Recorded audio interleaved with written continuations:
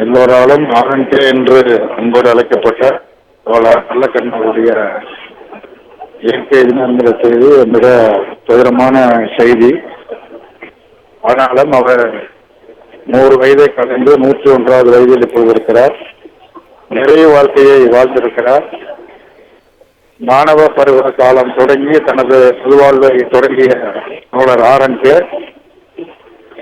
இறுதி வரையில் ஏற்றுக்கொண்ட லட்சியத்தில் மிக உறுதியாகவும், எந்த லட்சியத்தை ஏற்றுக்கொண்டமோ அந்த லட்சியம் வெற்றி பெற வேண்டும் என்பதற்காகவும் பல்வேறு அடக்குமுறை கொடுமைகளை சந்தித்தவர், எதிர்கொண்டவர்.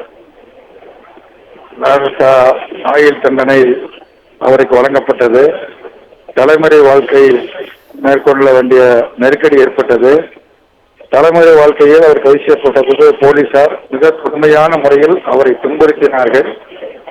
அனைத்து துன்பங்களையும் தாங்கிக் கொண்டு சாதாரண மக்களுக்காக, ஏழை எளிய மக்களுக்காக, குறிப்பாக கிராமப்புறத்தில் இருக்கக்கூடிய அடித்தட்டு மக்களுக்காக, விவசாய தொழிலாளர்களுக்காக பாடுபட்ட ஒரு மாபெரும் தலைவர். அவர் கடந்த 3-4 மாத காலமாக உடல்நலம் சரியில்லாமல் ராஜீவ்காந்தி மருத்துவமனையில் அனுமதிக்கப்பட்டு, ராஜீவ்காந்தி மருத்துவமனையில் இருக்கிற முதல்வர் உட்பட மருத்துவர்கள் அத்தனை பேரை மிக கடுமையான முயற்சிகளை ஒரு சவாலாக ஏற்றுக்கொண்டு அவர் எப்படியும் ஒரு நல்ல நிலைக்கு காப்பாற்ற வேண்டும் என்கிற பெருமுயற்சி எடுத்தார்கள். உண்மையிலேயே அவருடைய சேவை என்பது மறக்க முடியாத சேவை, பாராட்டுக்குரிய சேவை. அந்த அடிப்படையில் சிறப்பாக செயல்பட்டார்கள். முதல்வர் அவர்கள் பலமுறை நேரில் வந்து பார்த்து அளிக்கப்படுகிற சிகிச்சைகளை எல்லாம் கேட்டிருந்து சென்றார்கள்.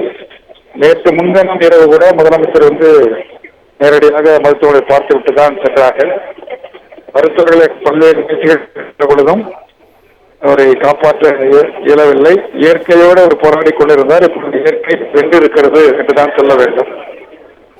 உண்மையில் தமிழகத்தில் உள்ள அரசியல் தலைவர்களில் எல்லோருக்கும் ஒரு முன்மாதிரியான தலைவராக, முன்னோடியாக செயல்பட்ட ஒரு மகத்தான தலைவர். கலைஞர் உட்பட பல்வேறு தலைவர்களோடு மிக நெருக்கமான நட்பு கொண்ட தலைவர்.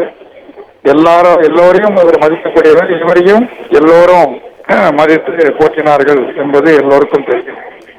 அவருடைய இழப்பு இந்திய கம்யூனிஸ்ட் கட்சிக்கு மட்டுமல்ல, குடும்பத்திற்கு மட்டுமல்ல, பொதுவாக தமிழகத்திற்கு மிகப்பெரிய இழப்பு. ஏனென்றால் தமிழ்நாட்டின் அரசியல், பொருளாதார, சமூக நிலைமைகளை மிக நன்குணர்ந்த தலைவர். அதற்கு ஏற்ற கருத்துக்களை எல்லாம் அரசிடம் சொல்லி அவைகளை நிறைவேற்றுவதற்கு பாடுபடக்கூடிய ஒரு மகத்தான தலைவர். அவருடைய இழப்பு மிகப்பெரிய பேரிழப்பாகும். என்னை போன்ற நூற்றுக்கணக்கான இளைஞர்களை அரசியல் களத்தில், பொது வாழ்க்கையில் பணியாற்றுவதற்கான வாய்ப்பை உருவாக்கி தந்த ஒரு மகத்தான தலைவர் தான் இப்பொழுது நான் குறிப்பிட முடியும். நன்றி சார்.